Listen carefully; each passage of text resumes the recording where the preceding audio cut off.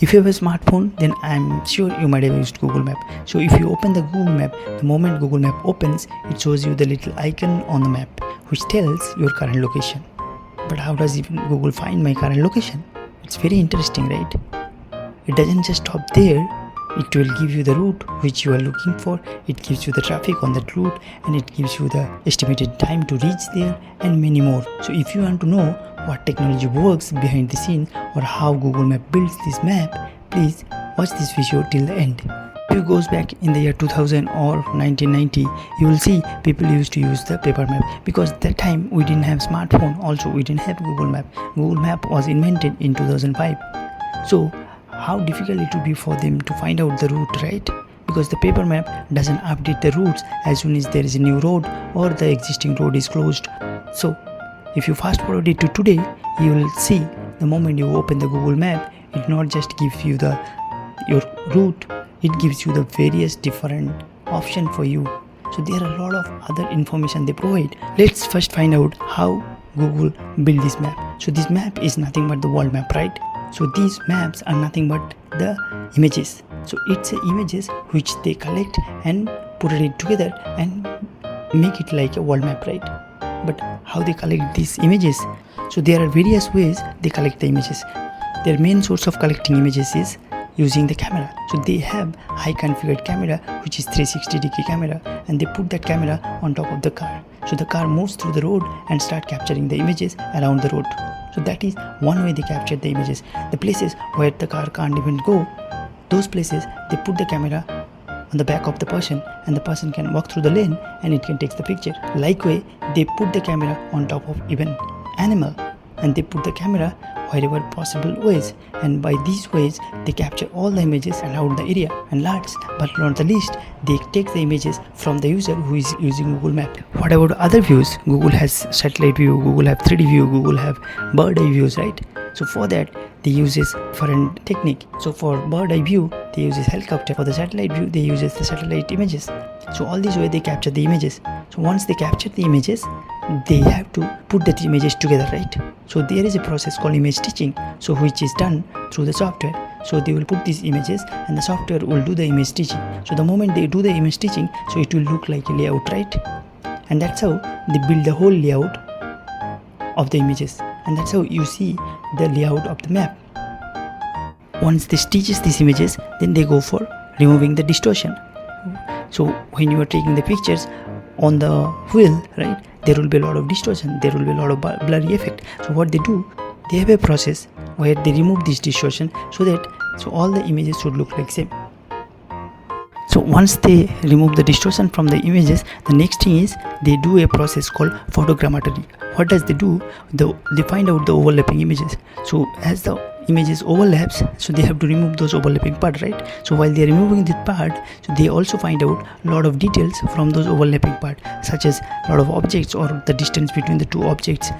Next process is called extraction, which is one of the important process for the map building. So what it does, it extracts the objects from the images. So images will have a lot of objects, right? Let's say you have roads, you have lakes, you have buildings. So what the process will do, it collects all those information and convert that into a digital format. So let's say if you have a road, then it will convert that road into a straight line, and if you have building, it can convert that building with a shape.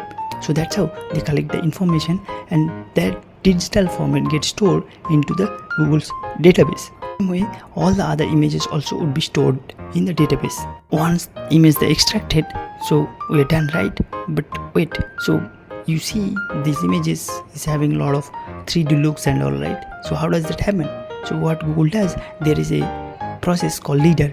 So it's a sensor who emits the light. So it's a laser light, right? So it's attached to the vehicle or the camera. So what they do, when it moves, it starts emitting the lights, so that the lights hits the object and come back to the sensor, and by that way the distance of that object from the car, and also as it moves it start emitting the light, right? So it creates a layer around the objects, and which is useful to identify the shape of the object, and also there are a lot of other information from that object, so that it would be helpful when you build the map. And the last, they try to find the longitude and latitude. So what they do, when the car moves, it starts capturing the longitude and latitude of that current position. And also you remember when you talked about the leader, so what it does, it emits the light, so you are calculating the distance, right, of the object from the road, right? So by that way we can identify the exact longitude and latitude of that building. So this way they collect the longitude and latitude and store it into their databases. This is one of the important things in the map which we are going to talk about later. Now the fun part is how Google Map works. So we have all the details. So the moment you open the Google Map, it immediately try to get your location details. So the moment it gets your location details, so it's nothing but a longitude and latitude. So by that longitude and latitude, they go and find the images around that longitude and latitude and bring those images and show it on the map. And that's how you see the layout of the map. But how does they find out longitude and latitude of your current position, right? There is a satellite called GPS. What they do, they collect all the information of the longitude and latitude for each and every area in the world, and they emit the radio signal. So your phone has something called GPS receiver antenna which collects the radio signal. So the moment your phone enable the location, it starts collecting the information from the satellite which is sending. And once you get that information, immediately Google is getting that information from your phone. And by that way they find out your longitude and latitude, and by that way they can easily find out what is your current location. It's very fascinating, right? So the moment they find your location, now you are going to start searching for your destination, right? So when you start entering your destination, it immediately finds out which location you are looking for, and for that they try to convert into a longitude and latitude of that location. So they go their databases and then try to find out their images near that area. So that's how they try to build the road between your starting point to the ending point, because they have all the images for your longitude and latitude which you are going and from where you are starting, right? Once it's built the road, it has algorithm to find the different ways to go to that destination, and it will tell you what is the shortest route or what is the longest route. So that's why you will find a lot of different ways you can go to your destination. Now once you find the route, right, it will tell you the expected time also to reach there. That is because they know how much distance it is, as they have the details of latitude and longitude, right? And now when you start moving, it keeps checking your latitude and longitude, and then it start calculating the time to reach there or how much distance is still left. And that's how they keep on showing you the latest update of your current distance or how much time it will take.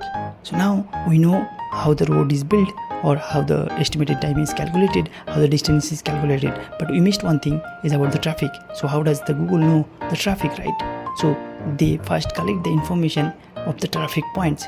So they get it through their images. Also they collect from the government, and by that way they place all the traffic point as per the live. When users start moving towards certain direction, so they calculate how many users moving towards the direction and how much time it is taking for them to move from one place to another place, and that also calculates based on their longitude and latitude, right? So by that way they calculate that how much traffic it would be. The more user moves towards the same direction, the more traffic it will come, right?